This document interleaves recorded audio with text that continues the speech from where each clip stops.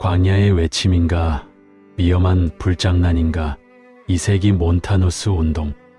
여러분 안녕하십니까? 오늘 우리는 초대교회의 역사상 가장 뜨거웠으면서도 동시에 가장 위험했던 사건의 현장으로 떠나보려 합니다. 우리는 흔히 초대교회라고 하면 사도행전의 기적과 순교자들의 거룩한 피만을 떠올립니다. 하지만 빛이 강하면 그림자도 짙은 법입니다. 사도들이 세상을 떠나고 교회가 점차 제국 곳곳으로 퍼져나가며 안정을 찾기 시작했을 때 교회 내부에서는 심각한 영적 갈증이 일어나고 있었습니다.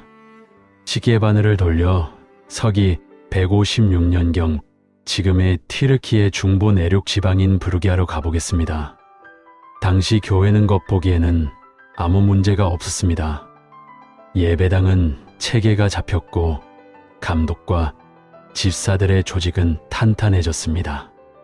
하지만 성도들의 마음 한 구석에는 채워지지 않는 허전함이 있었습니다.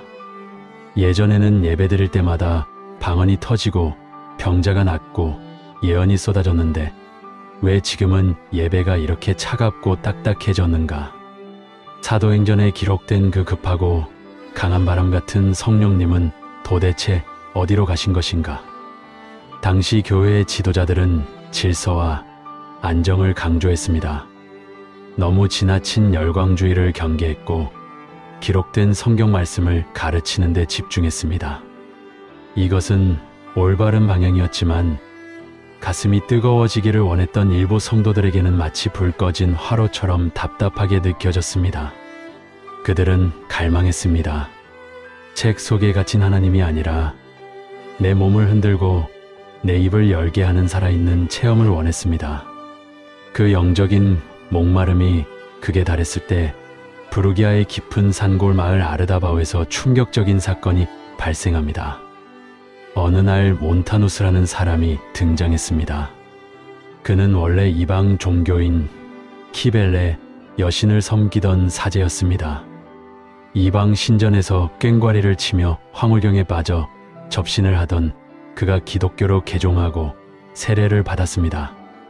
그런데 그의 신앙생활은 남달랐습니다. 그는 조용히 말씀을 듣는 것으로 만족하지 못했습니다. 그는 금식하고 철야하며 하나님께 매달렸습니다. 그러던 어느 날 그가 갑자기 길바닥에 쓰러졌습니다. 몸을 심하게 떨며 입에 거품을 물고 알 수 없는 괴성을 지르기 시작했습니다. 사람들은 깜짝 놀라 모여들었습니다. 저 사람이 귀신이 들린 것인가?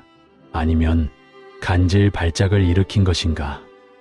그런데 잠시 후 몬타누스가 벌떡 일어나 외치기 시작했습니다. 그의 목소리는 이전의 몬타누스가 아니었습니다. 그는 이렇게 선포했습니다. 나는 몬타누스가 아니다. 나는 너희가 그토록 기다리던 보혜사 성령이다. 전능하신 하나님이 인간의 입을 빌려 직접 말씀하신다. 여러분 상상해 보십시오. 사도들이 죽은 후 더 이상 직통 계시는 없다고 믿었던 2세기 교회에 내가 곧 성령이다라고 외치는 사람이 나타났으니 얼마나 충격적이었겠습니까? 그는 기존의 예언자들과 달랐습니다. 구약의 선지자들은 여호와께서 가라사대라고 하며 하나님의 말씀을 전달했지만 몬타누스는 1인칭을 썼습니다. 내가 너희에게 명하노라. 이것은 하나님과 자신을 동일시하는 위험한 발언이었지만 영적 체험에 목말라 있던 사람들에게는 가뭄 끝의 단비처럼 들렸습니다. 더 놀라운 것은 그의 곁에 나타난 두 여인이었습니다. 프리스킬라와 막시밀라라는 이름의 이 귀부인들은 남편과 가정을 버리고 몬타누스를 따랐습니다.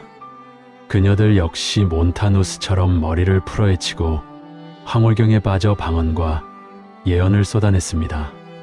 당시 교회에서는 여성들이 잠잠해야 한다는 분위기가 있었는데 이들은 달랐습니다. 여성이 강단에 서서 하나님의 말씀을 직통으로 쏟아내니 억눌려 있던 여성도들이 열광했습니다. 소문은 삽시간에 퍼졌습니다. 부르기아의 산속에 가면 진짜 성령을 만날 수 있다. 그곳에 가면 사도행전의 기적이 다시 일어난다. 수많은 사람이 다니던 교회를 버리고 몬타누스가 있는 산속으로 몰려들었습니다. 그들의 집회는 광란의 도가니였습니다. 사람들은 바닥을 구르며 통곡했고 환상을 보았다고 소리쳤습니다. 차갑게 식어버린 기성교회에 실망했던 사람들은 이곳에서 비로소 살아있는 하나님을 만났다고 착각했습니다. 몬타누스는 사람들을 향해 외쳤습니다. 너희의 안일한 신앙을 회개하라. 지금 교회는 잠들었다. 감독들은 죽은 교리만 붙들고 있다. 깨어나라. 성령의 시대로 돌아가라. 그의 외침은 너무나 매혹적이었습니다. 몬타누스파의 세력은 걷잡을 수 없이 커졌습니다. 부르기아를 넘어 로마로, 북아프리카로, 갈리아로 퍼져나갔습니다. 도대체 무엇이 그토록 사람들을 매료시켰을까요? 단순히 신비한 체험 때문만은 아니었습니다. 그들이 주장하는 삶의 방식이 당시 부패해가는 교회의 강력한 도전이 되었기 때문입니다. 당시 교회는 박해가 줄어들면서 조금씩 세속화되고 있었습니다. 성도들은 세상과 타협했고 적당히 즐기며 살았습니다. 그런데 몬타누스파는 아주 엄격하고 철저한 금욕 생활을 요구했습니다. 그들은 이렇게 가르쳤습니다. 말세를 사는 성도가 어떻게 배불리 먹고 마실 수 있는가? 그들은 물기가 없는 마른 음식만 먹으며 2주씩 금식했습니다. 결혼을 금지하거나 부부관계를 멀리하게 했고 재혼은 엄격히 금지했습니다. 심지어 박해가 오면 피하지 말고 기쁘게 순교하라고 가르쳤습니다. 이런 급진적인 주장은 미지근한 신앙에 죄책감을 느끼던 경건한 성도들의 마음을 흔들었습니다. 저들이야말로 진짜가 아닐까, 저렇게 철저하게 사는 것이야말로 사도들의 가르침이 아닐까.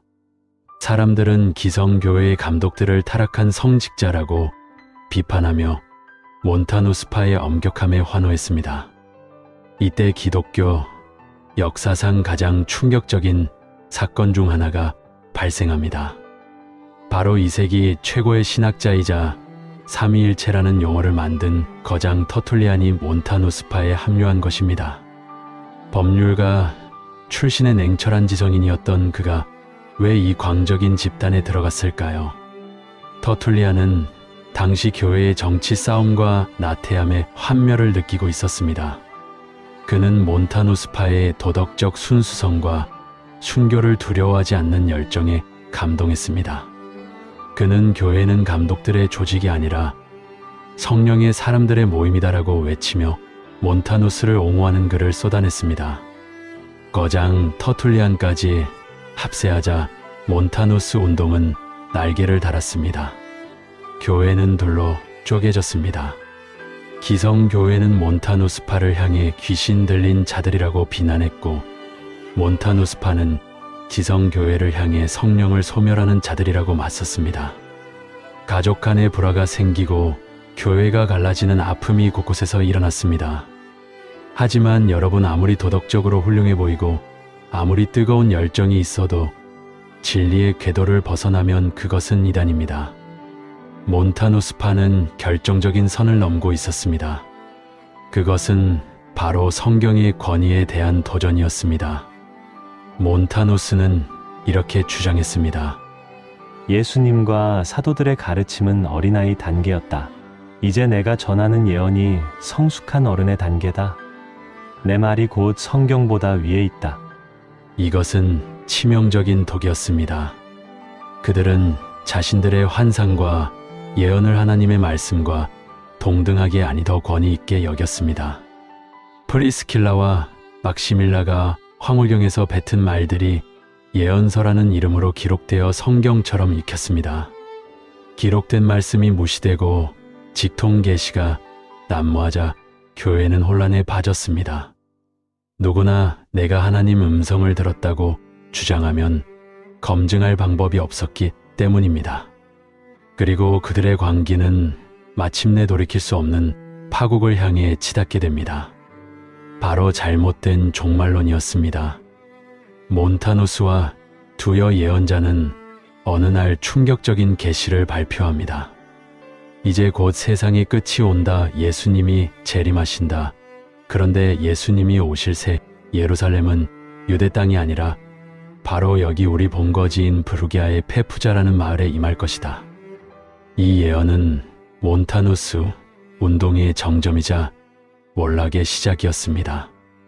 예수님이 곧 오신다는 말에 사람들은 이성을 잃었습니다. 농부는 밭을 갈다 말고 쟁기를 던졌습니다. 상인은 가게 문을 닫았습니다. 부자들은 전 재산을 팔아 몬타누스에게 바쳤습니다. 페푸자로 가자. 그곳에 구원이 있다. 수천 수만 명의 사람이 흰옷을 입고 페푸자의 허벌판으로 몰려들었습니다. 그들은 하늘만 바라보며 예수님이 구름 타고 내려오시기만을 기다렸습니다. 가정이 파괴되고 사회가 마비되었습니다. 교회의 감독들은 제발 돌아가라, 그것은 거짓이다라고 말렸지만 이미 눈이 먼 사람들에게는 들리지 않았습니다.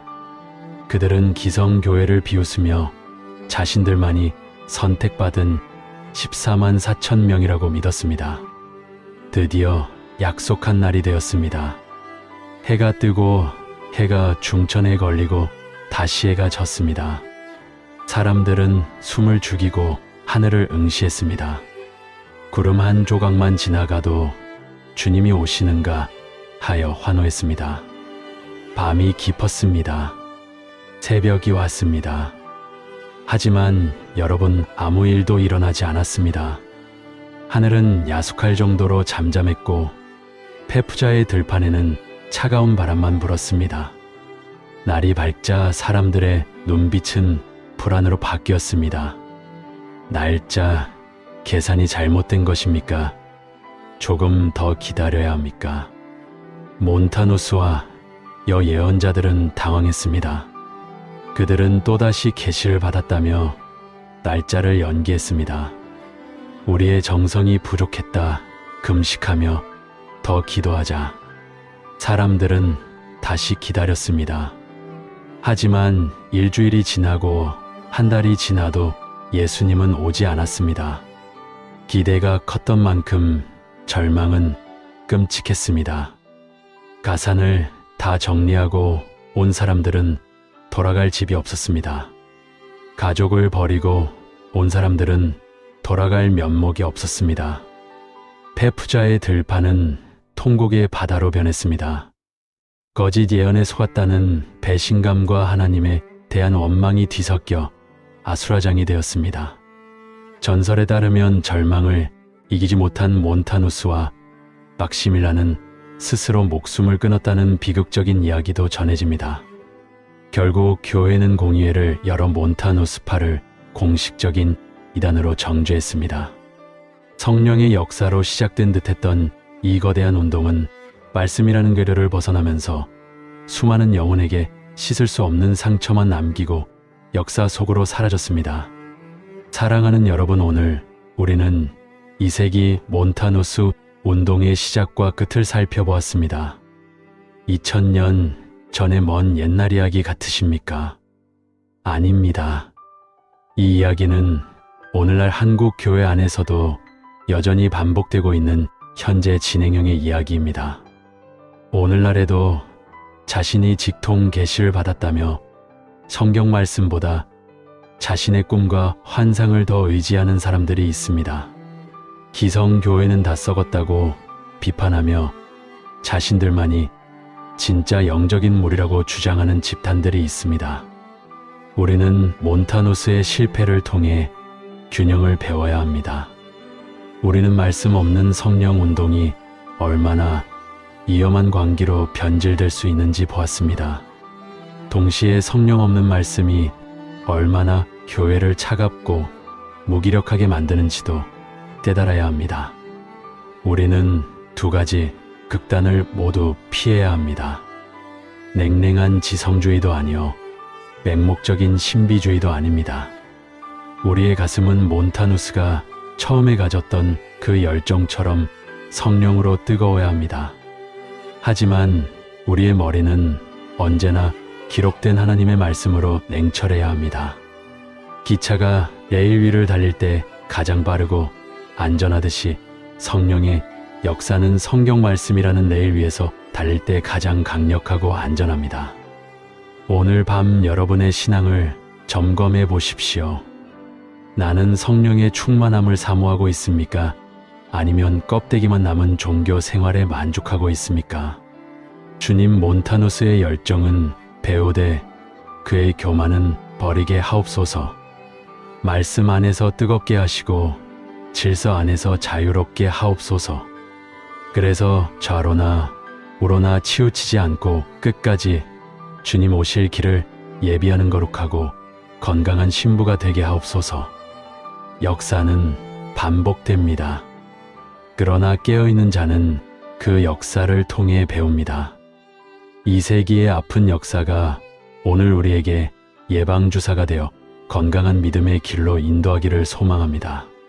지금까지 광야의 외침인가 위험한 불장난인가 2세기 몬타누스 운동 이야기였습니다. 이 이야기가 여러분의 영적 분별력을 깨우는 귀한 시간이 되었기를 바랍니다. 영상이 은혜가 되셨다면 구독과 좋아요로 함께 해주십시오. 여러분의 작은 응원이 믿음의 유산을 전하는 큰 힘이 됩니다. 저는 다음 시간 마켓 속에서도 태어난 진짜 성령의 불꽃 이용의 순교자들 이야기로 다시 찾아오겠습니다. 감사합니다.